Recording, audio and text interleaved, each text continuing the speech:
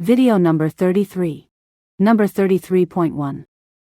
My nan was due to be released from the hospital the next day because she was fit and well. As my mum was leaving for the night, my nan woke from her nap and grabbed Mum's hand. She had tears in her eyes. She said, "Leslie, I've just seen all my brothers and sisters running up a flight of stairs." She named all 10 in order of size and ages. They were children and they're running me up the stairs. She dozed again then for a few more minutes. Mum said Nan opened her eyes and said, "They want me to go with them, Leslie." "What shall I tell them, Leslie?" Mum asked if she wanted to go and Nan said, "I do, Leslie." Mum said, "Go catch up with them. I will come and pick you up in the morning."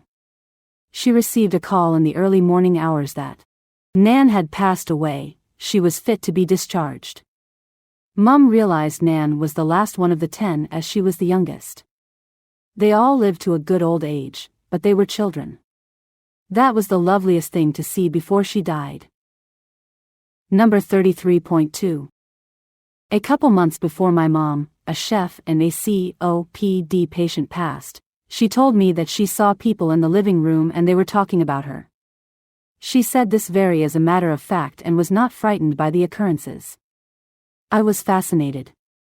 My dad would see and talk to his deceased mother and sisters. He was a dementia patient.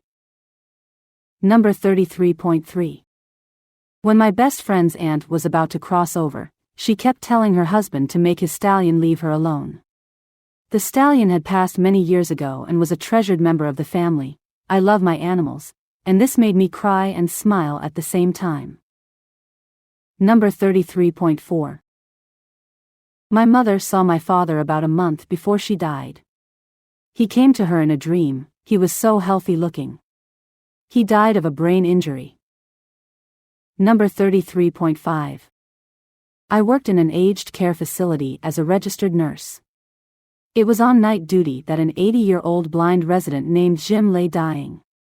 All of a sudden, he was moaning loudly, so I ran quickly to hold his hand in mine, and as I knelt beside his bed I said, "I'm here, Jim." It was like he recognized someone.